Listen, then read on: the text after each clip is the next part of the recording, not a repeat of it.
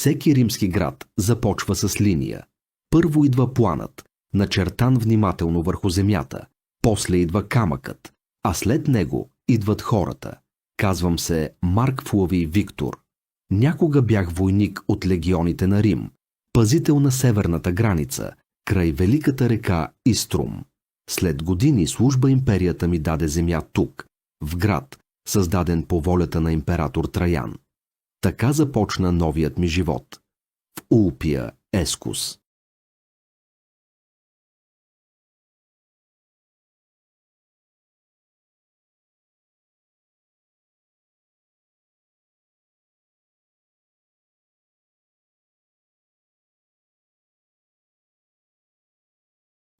От високо градът изглежда подреден като мисъл на архитект.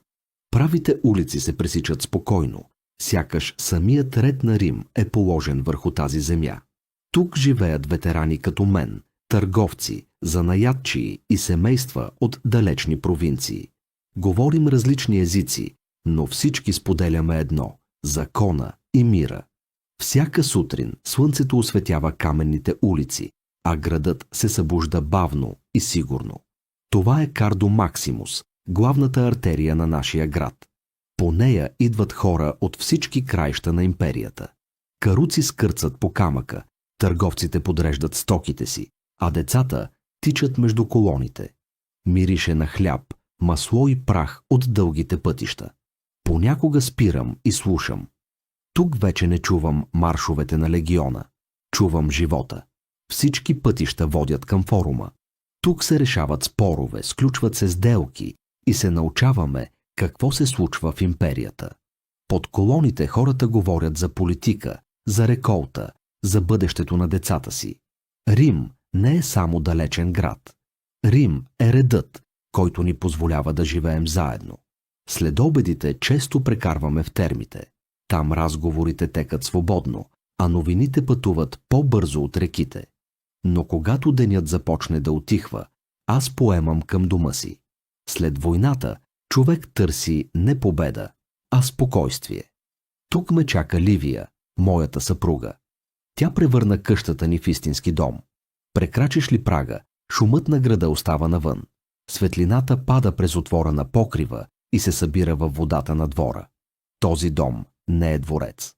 Но за мен той струва повече от всяка крепост. Децата ми растат тук, сред книги, игри и смях. Синът ми учи буквите върху восъчни таблички. Дъщеря ми рисува фигури, които според нея са богове. Те познават войната само от моите истории и се надявам никога да не я видят.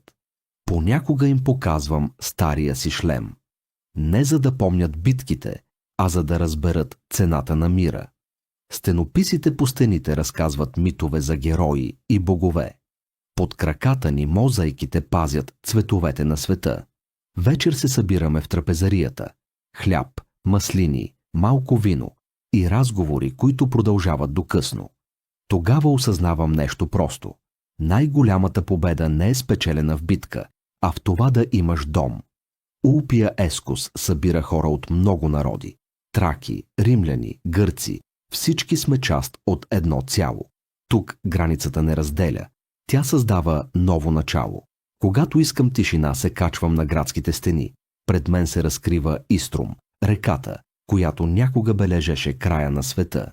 По водите й плават кораби с жито, вино и новини от далечни земи. Реката тече спокойно, както времето. Император Траян доведе Рим до тези земи и създаде нашия град. А поколения по-късно друг император, Константин, свърза двата бряга с велик мост. По него преминават войници, търговци и семейства. Камък и дърво, съединени от човешка воля. Иструм вече не е граница, той е път.